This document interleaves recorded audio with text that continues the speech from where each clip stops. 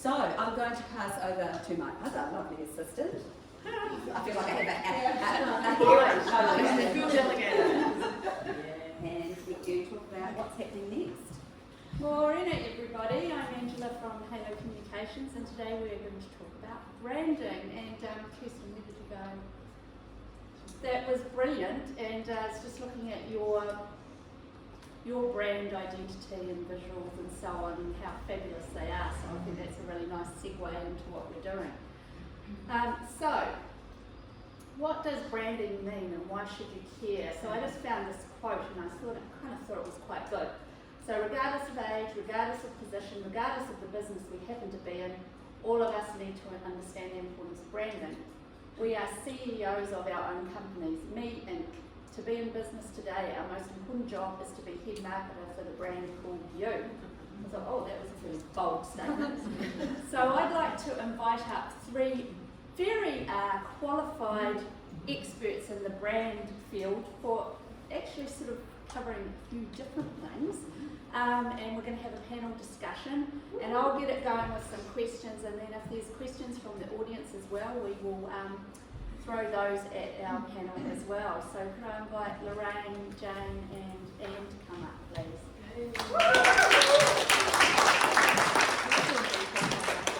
No, I know. Well, my job's done. Yeah. So I noticed we have 4 seats there, but actually shut. Oh, we should close the Special door. guest.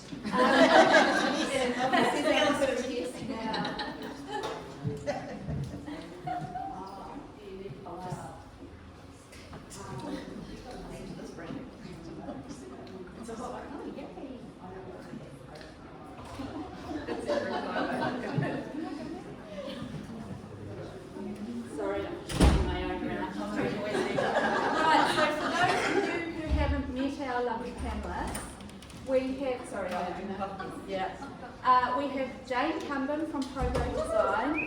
Now, branding is Jane's bread and butter. Like, there's nothing she doesn't know about it. So, visual identity, a lot of what Kirsten was talking about, you know, getting to know what people's values are, and then portraying that through visual elements with graphic design. So, yay, Jane. Yeah. Lorraine Hamilton, author, coach and speaker.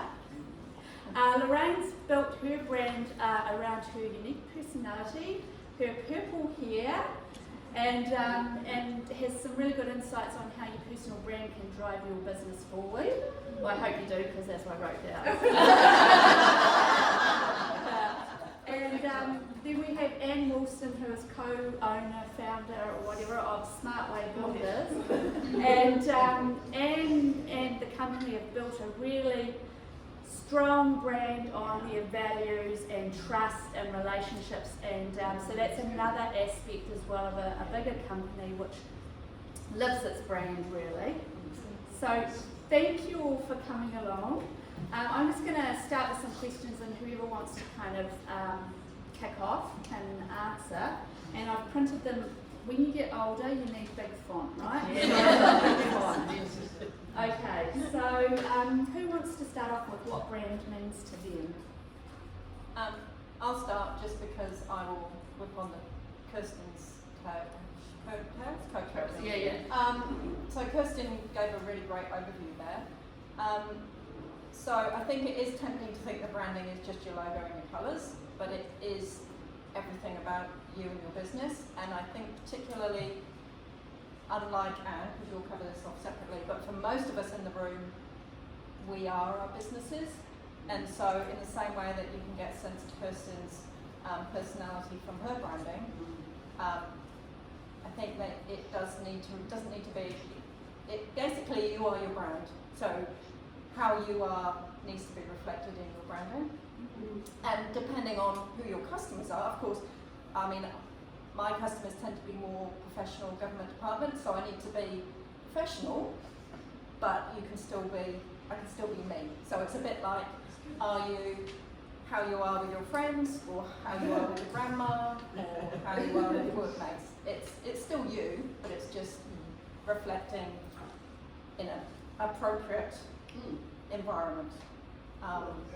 Yeah, so I think basically it's everything about you. If you are a hotel, it's how you fold your toilet paper and you know, what sort of towels you use and how you answer the phone. It's not just what the hotel looks like. Yeah. I feel like a fraud being up here to begin with, because I'm definitely an accidental brander. When we were having this discussion, we were like, oh, we need a personal brand, and I was like, yeah, we need to think of someone who's got a really good personal brand. And then I was like, Lorraine, you're up. And I'm like, really? So for me, it's definitely been an evolution, and I've got some embarrassing photos from that embarrassing. No, I know, I can't find the embarrassing ones. And then sort of like how it's evolved to get to where it is now. It didn't come out the box like this, and yes, it's now very much focused on the hair and the purple thing, but just as Kirsten said and as Jane said, it's all been in response to the clients. So starting out, I did all the things that you're supposed to do. So there's the photo in the suit jacket. And then as time's gone on, and I've spoken to people who've hired me who get the best results working with me, and it's like, well, what attracted you? And I kept on hearing the things like, oh, we love your hair, we love your hair. So I was stuck with the hair. I have the hair now forever. It's like forever. Joanna and I have been working together for 6 years. The hair was there then, and it's been there since long before then. So, but that was one of the things that was demonstrating my values. So again, coming back to the values, it was like, oh, well, your hair tells me that you're not afraid to be you. Your hair tells me that you've got integrity. Your hair tells me that, you know, I can trust you. And I'm like, okay, well, lean into that, because those are my values, and that's how I'm visually representing them. So, No. Jesus, do I have to talk that long too? No. We'll put time. Yeah. Your brain is short and sharp. So our brand is very much who we are, what we represent, and what we're trying to do in our industry. It's a very well under-respected industry due to a lot of people doing some bad things and walking away, and I guess that was why we started the business. It was basically the bar set so low you can stub your toe on it, and we wanted to rise above that and be more than that. So it very much represents mine and Howard's beliefs as individuals, our respect for our clients, and what we want to do in changing the industry.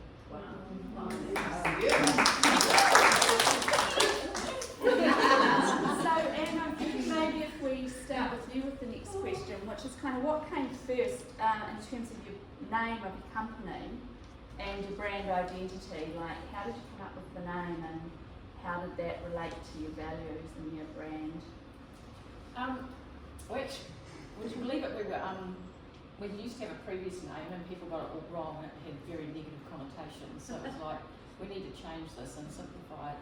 And so we had all our builders on a planning session on my lounge floor one day, throwing a whole lot of pieces of paper and names and words on it, and actually what came out of it is we just want to do it the smart way. We just want to get it right, we just want to do it correctly, we want to be smart about what we do, and that's where SmartWay Builders came from. So, but it had to still represent who and what we were about. And our, when we go into the logo, I've got a little picture here to show you, because it also connects our clients and us and how that came about as well. So we then sort of built on that, but very much it was sitting on our lounge floor, deciding on the name. But what I'm hearing from that is, by the time you did that, you already knew what was important in business and what your values were and what you were wanting to present. Because often a lot of us think, I'm going to start a business, I need a name, and at that point we think we know what we're doing, but we don't actually know what we're going to end up doing. And so actually there's a lot of benefit in what you did with doing that a little later, when you were very clear about what you wanted to do. And also what doesn't work. Yeah. You know. Yeah. Well, yeah, you had that experience of what doesn't work. Yeah. Was it a massive change in name? Like, did you have something in like smart? Like, just curious. So when Howard and I started the business out of sheer frustration of working with charities, because we used to buy, renovate and sell properties, so that's where it was born from. And we were just so frustrated that people didn't do what they said they were going to do. And we just went, we just want to tell people that we're more than just builders. And that was our name, more than just builders. So we got no name builders and no bad builders and bad name builders, and it just was too long and too big, and yeah, so more than just builders became SmartWay. And actually it is way more representative of who and what we are and our beliefs and our values and our business ethics. Way more representative. So we rebranded, renamed about 6 or 7 years ago. Well, we started about 13 years ago. Oh, brilliant. Jane, I was going to come to you next about how you came up with your name. So, I started my business with a very generous help of Angela, giving me a push along. About 15, 16 years ago. For me, so I was working in an agency, and at the time, all cool, trendy design firms or that type of agency and things, they all had short, sharp names like Source or, you know, random like Monkey or, you know, random sort of names. And I thought, right, well, I want to be, and also having your own name wasn't what you did in those days. So I wanted a name that I could be me in, but I wanted something that was short and sharp so my peers would think it's cool. But I also wanted something that I could phone up a printer and say over the phone, because, you know, if you've got a name like Sauce, well, they're like, is that the sauce, red sauce, or is that the water sauce, or Chocolate sauce. chocolate sauce? And I wanted something around a dance, because it's that you're dancing with your customer, so it's an interaction with your customer. And so I was coming up with all these crap names. And my partner at the time, who's an ex-punk, said, what about Pogo?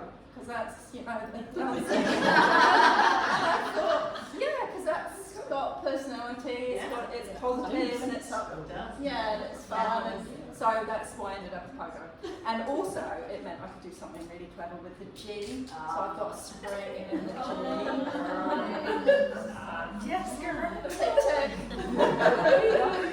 And Lorraine, you're a bit different, so do you want to talk us through that? Well, yeah, and there's lots of coaches in the room, so this is probably quite apt because it's a conversation I have a lot. So I didn't start off being my name because most coaches don't actually want to be in the spotlight. They want to hide behind everything because it's all about putting the client first and making them shine. So it can be really challenging. So yeah, I've had lots of business names over the years, and it took a while, and it's an evolution to actually go, no, actually, if I want to connect with who I want to work with, I can't hide behind a brand name. It has to be me. So yeah, it's quite a challenge to just be your name and be your brand, and I think you'll find that with a lot of, is there any coaches in the room singing? But the upside is that you can do whatever you like. So you could, you know, this week you can be an author, next week you can be something, you know, so you're not trapped by your name. Oh, yes. So Really got it. Yeah. Because that's the benefit of having your own name. You could set up a cake shop tomorrow and still have your name on it.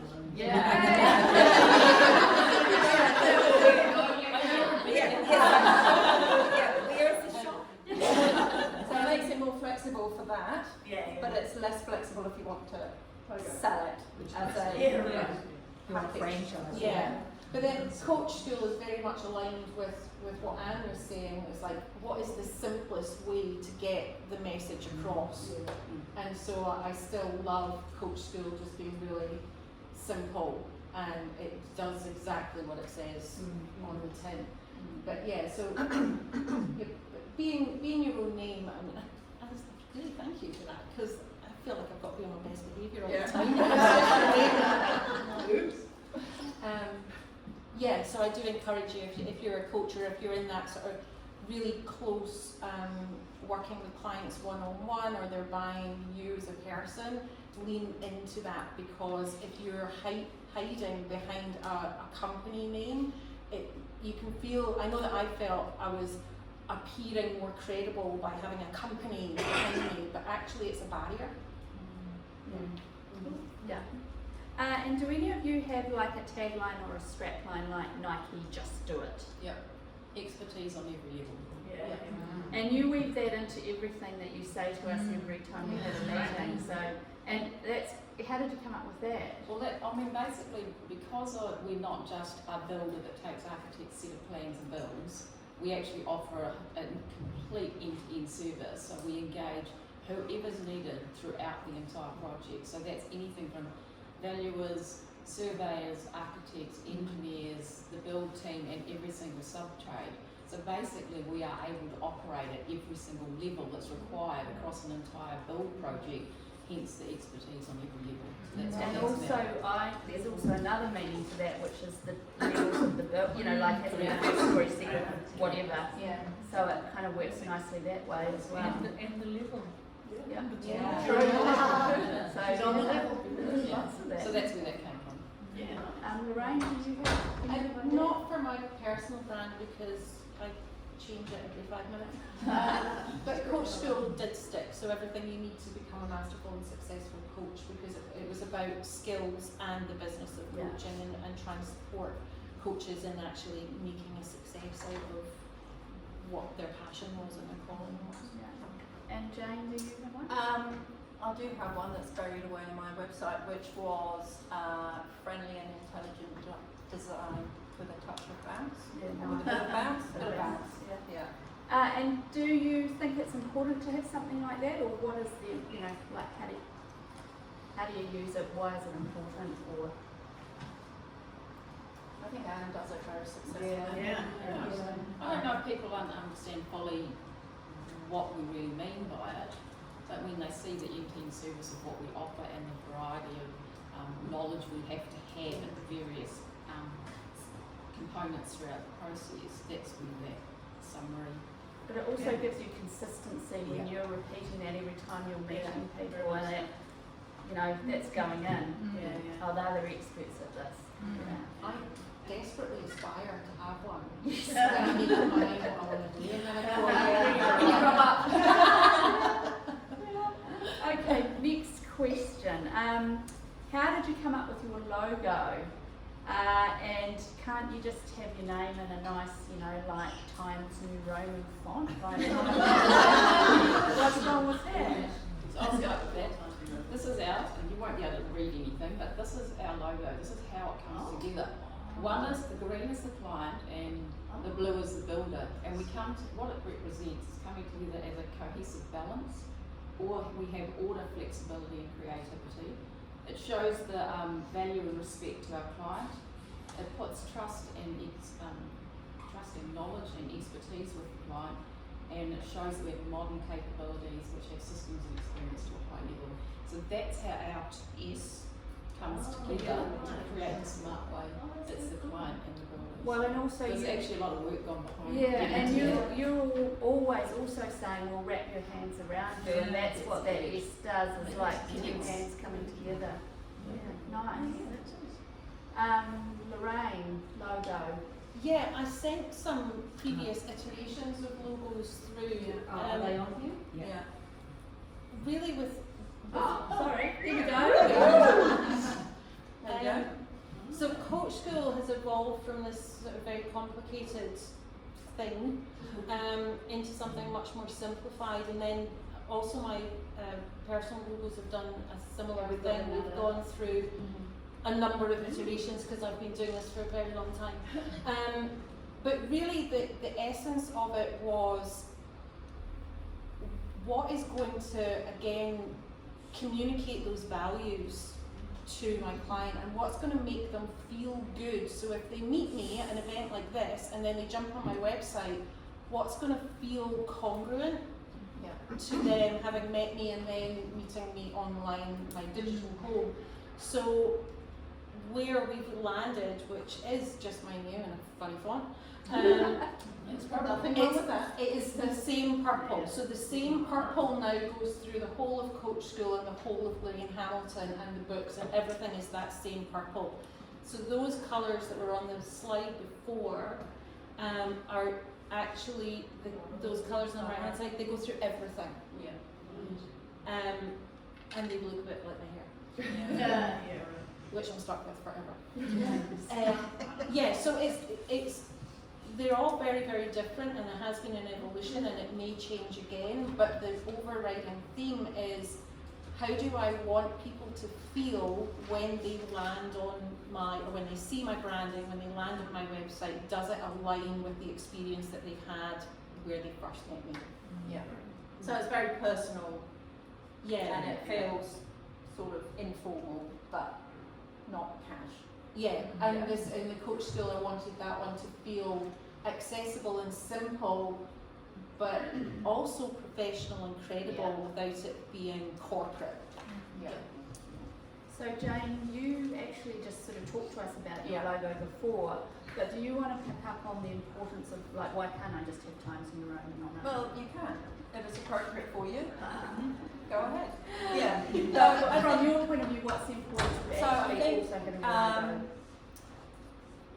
So there's lots of different ways of talking about it, but so you could describe the words as your word mark, and then the graphic-y, logo-y thing, however you want to describe it. It can be part of your overall logo, or you could just have a word mark, or you could possibly just get away with a ticky thing if you were Nike. So, just looking at Kirsten's one there, it could just be right meow, but you've also got those design elements Yeah. that catch So, in there. and similarly to me, I've got an idea in mind. So I've used the spring integral to my word, in the same way that Kirsten's got the little footprint on, But even if you took those away, that still gives you, if you just said right now, that still gives you, it's friendly, it's accessible, if you were somebody, it's not corporate, it's not really scary, so if you were a small business, she's somebody that you could speak to. And it looks That's one of my values is approachability. Yeah. Whereas if you were a lawyer, say, and something like Times Roman, let's just say on the far right, Lorraine Hamilton, This one. top right, that's a lot more executive. Yeah. And you could just have the Lorraine Hamilton bit, on a letterhead, that would look perfectly acceptable. Wouldn't look necessarily very distinctive, but it's acceptable. And then that depends on your values too, right? So that it is, you can use the font, but the font is in itself defining the values, whether you have a logo or not.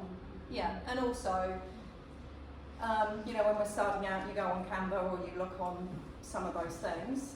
There's also fashion, which is, we've all seen them, and they look beautiful. But let's just say, something floral, botanical, and then words around. They're quite they look nice, but lots of other people have them too. So it's just finding a little thing that makes it distinctive to you, and if it's, be it, a cap or something that's, or like with Jenny, it's the name choice is quite distinctive because it's you wouldn't necessarily expect it with a copywriter, because copywriter is more of a professional service, so it's slightly surprising, but it's sort of fun and it's done in a way that's appropriate.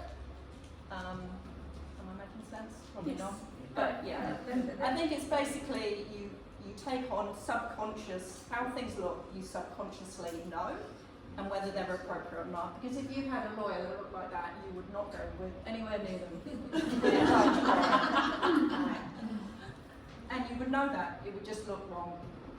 So you take those cues. And it's putting yourself back into your customer's shoes all the time, isn't it? About what resonates with them. And I think it's finding the balance between what's appropriate in the industry, but maybe doing something slightly unusual to make you stand out. So it might be being pink in a industry that's all, medical devices are probably all blue and green. So So we've actually covered off some of the things that I was wanting to ask you, but I was just thinking, Lorraine, this is really interesting that, like, I've had the same logo, if we're going to talk about logos, I've had the same logo for 18 years, and I dabbled with changing it last year, and then I got cold feet and left it.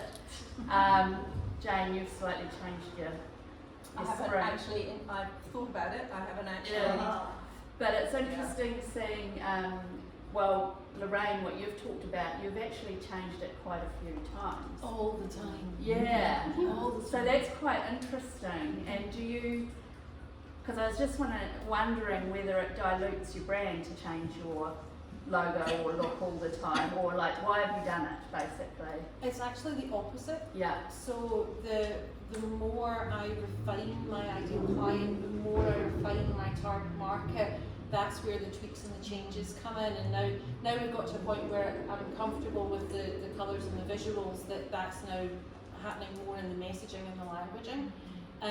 So at the beginning, this was a very generic sort of, well, you know, I'm not quite sure what kind of coach I am, but I'm going to grow you some way, so we'll represent it that way. And then the one in the middle was a friend that pulled that one together, and it was like, I'm not quite sure where we were going with that, to be honest. It feels very far removed from me.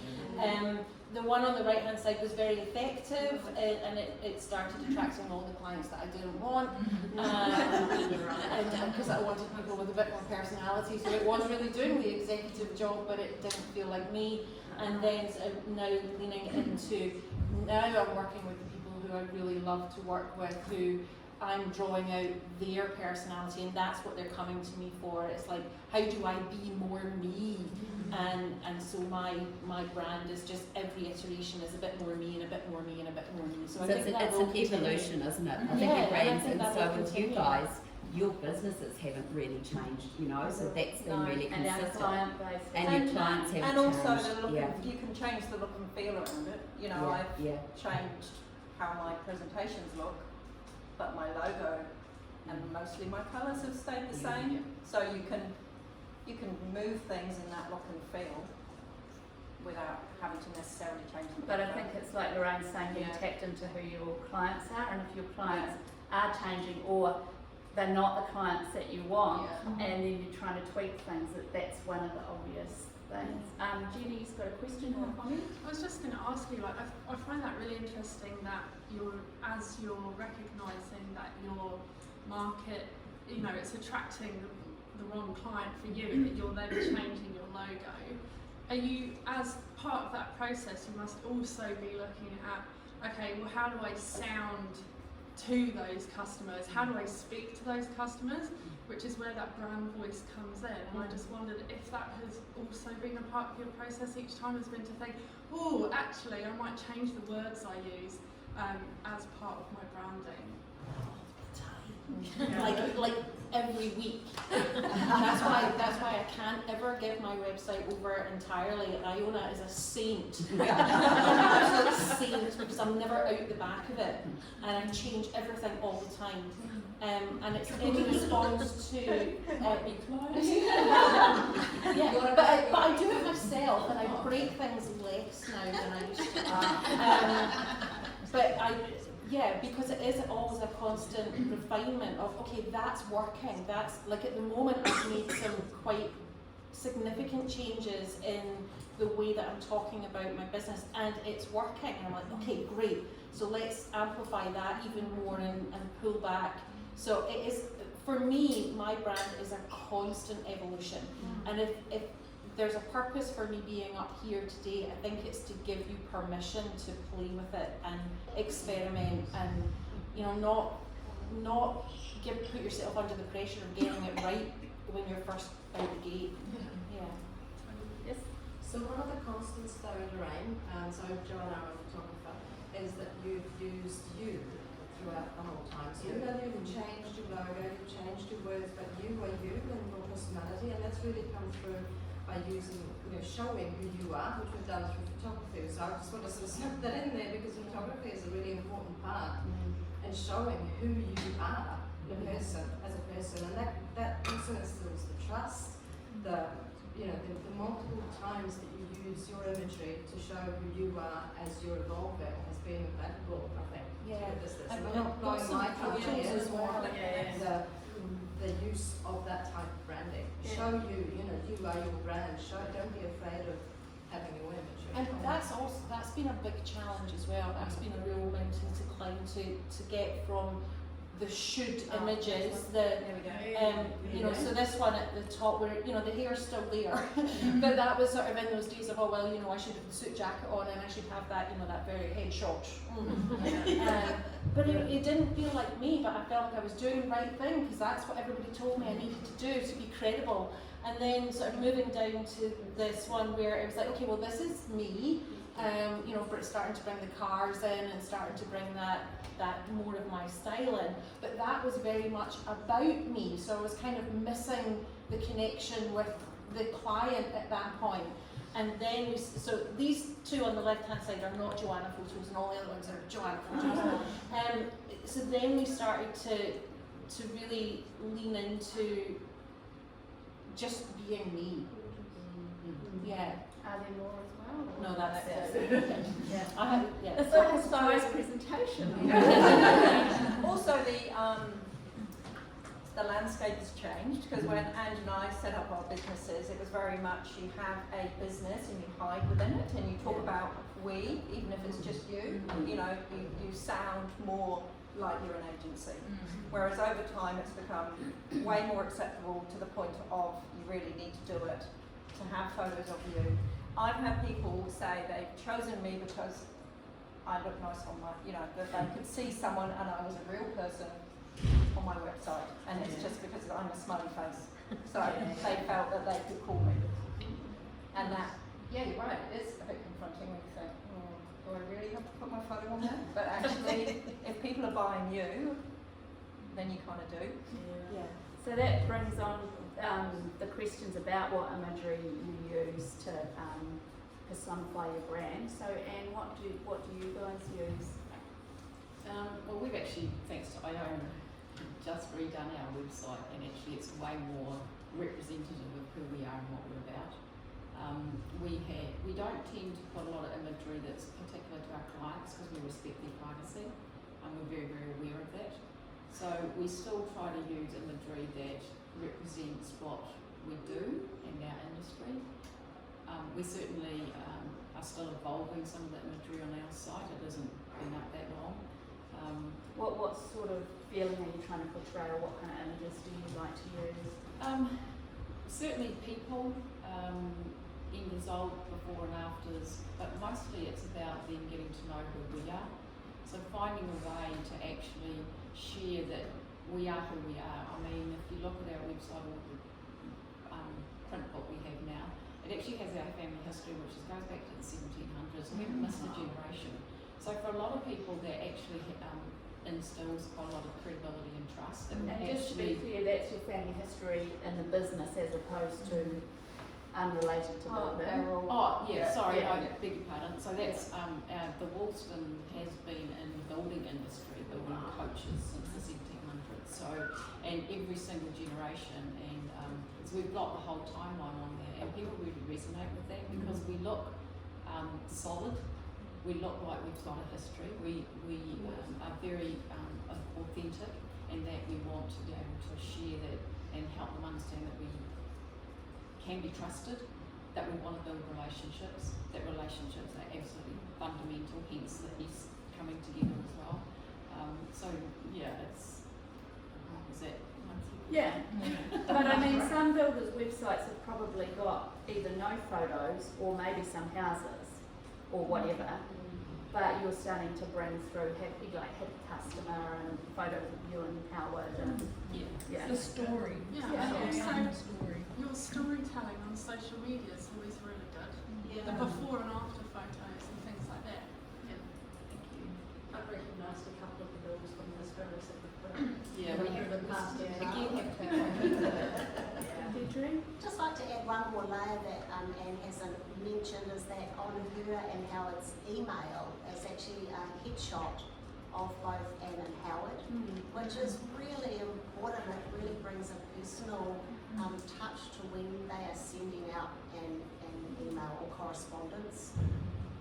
I think that's really important from a visual. And I suppose all our site signs have that on it as well, that are displayed in different clients' place. It actually has, and we're still umming and ahhing, do we leave the photo on or don't we? Because it's a bit like the real estate. When you have a real estate agent, they have their photo on there so that you actually get to know them. But for us, and because the industry has such a bad reputation, Mars, it's still about us. It's still about the people. It's still about us building a relationship and being someone you can know, like and trust. Because people buy from people they know, like and trust. So to have that, to put us out there, although Howard's trying to move away quite significantly and I'm having to run the whole business now. But, to be honest, the hard yards that have gone in, from where we were 12 years ago to where we are now, 13, whatever, what we started out and what we're doing now is phenomenally significant. Our growth and our evolution has been incredible over that period of time. And so, to be honest, I'm actually quite proud. So I actually quite like to get upstairs. We did that. We have taken someone's idea and made it a reality and given them a lifestyle that they never thought they could have. I think with yours, what's really strong with you is that as individuals and as a company, you live your brand. So, and that just comes through so clearly. And as you say, that's been an evolution, and you had the ideas and you had the logo, but the logo in itself is just like something on paper, right? But you've built the values and how it interlocks and how it weaves, and so what you started with, you've just continued to build on and just strengthen and refine, and I think that's what Lorraine was alluding to as well, is that it's always a work in progress. If things are changing, then you change it. If things are not changing, you just build and strengthen and stronger and find more ways to live your brand. That's exactly right. I mean, the services we offered back 12, 13 years ago and the services we offer now are significantly different. And this year, you're going to see a huge change in our services again. Our website's about to get some more pages added to it just as a new offering and opportunity that we've put together. So it is about, once you've got that base, is to now how to leverage it and how to actually keep enhancing it. And in our team, we have put together 6 key values as to what we want to live and eat and breathe by. And we have that right from our apprentice builders right through to the management team. And we proudly put that on the website. Here's our, because those values, as much as they're for us internally, they're actually the values we want to operate to with our client as well.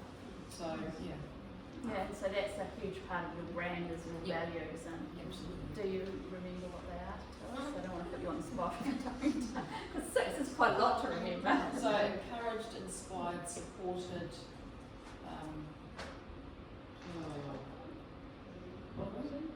is committed. Sorry. But we get the gist.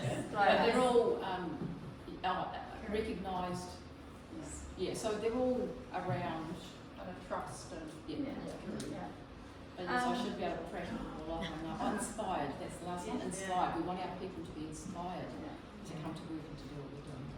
And also, when you're talking about your business, you've got a passion about what you're doing, and that's part of the brand too, about getting it right and building trust. Can I? Sorry. One of the things I've learned over the years about branding is, you get an amazing logo, you get a great website and everything, you have really, really great values, but does your personal image reflect that? So it's so important to have lovely logos and all that, but make sure that you reflect it every day when you step out to greet those customers, because Lorraine looks amazing, but if I came and met her, sorry Lorraine, I don't think you'll ever do that, but if she was in her PJs and slippers, it just totally, it's like throwing water on that amazing painting. So that's living your brand. That's why my logo would never be on a car. We were going to put it on the car, and I said, no, because I'll have to keep it tidy.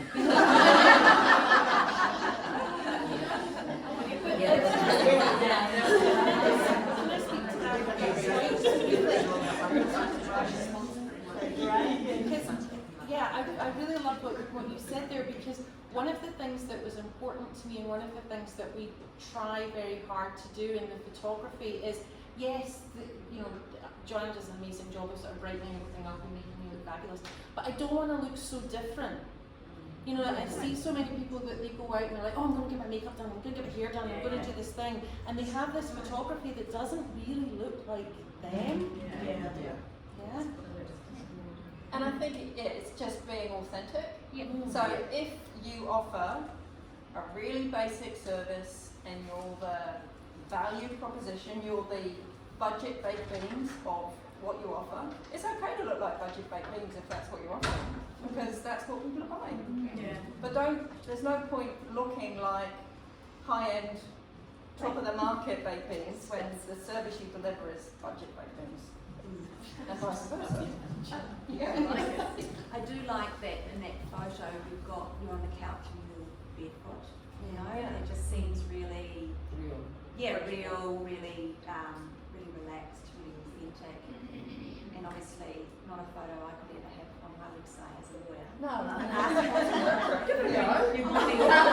For some reason you all want me to have shoes on in my photo.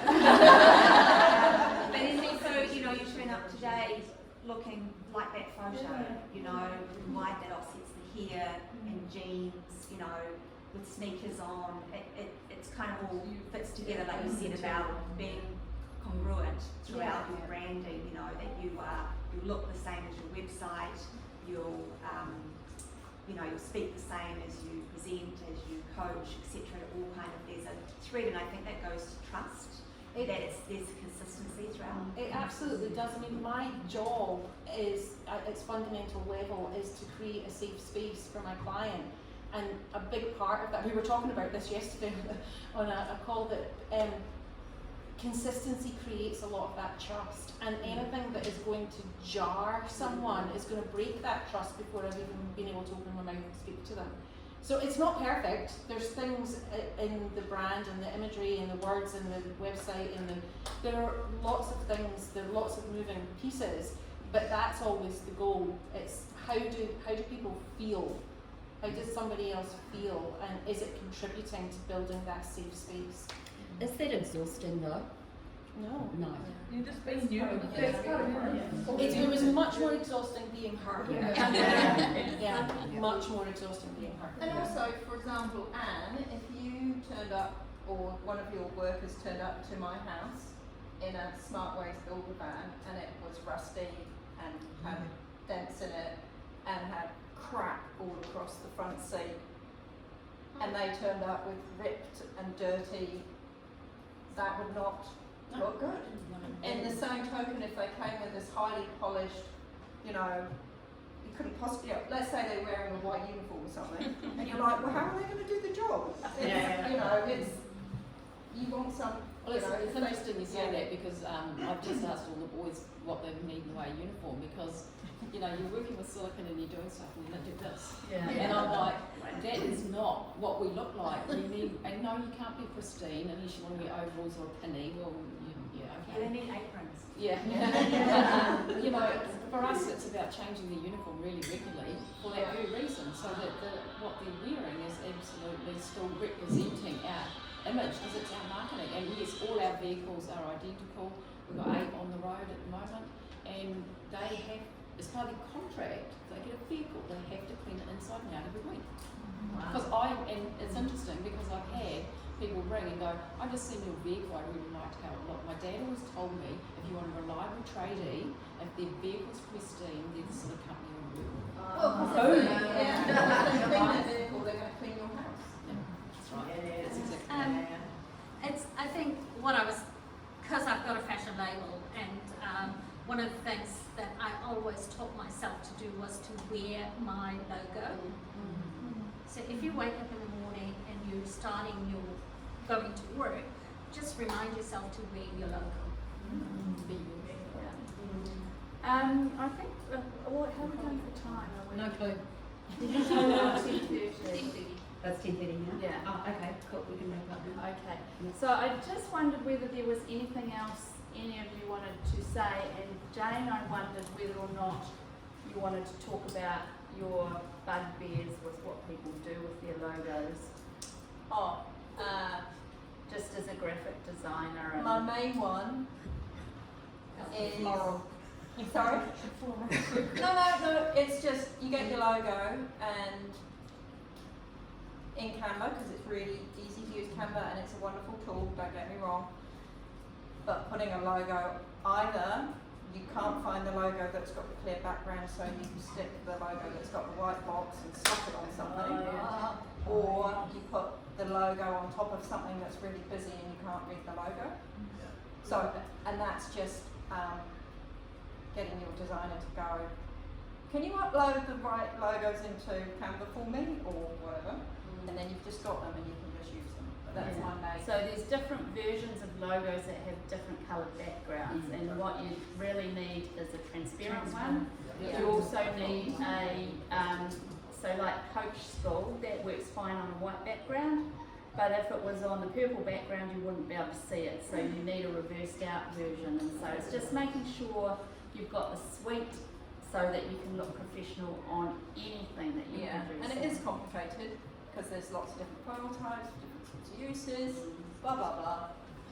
But hopefully you've got a designer that gives you the full suite and then kind of gives you, use this one for that, use that one for this, or ask.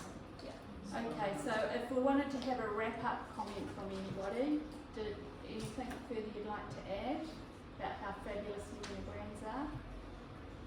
I think just for me the theme is, it's more about the person that you want to attract and how they feel, and if they met you, does your brand line up with what they expect after having met you? Yeah. And I suppose for me, the main thing from behind our brand is a number of aspects, but the key ones are trust, reliability, and we're a safe pair of hands. Yeah, it's good. Jamie, I think it's just that being authentic to yourself and getting your branding to reflect what's special about you. I'd like to thank you all.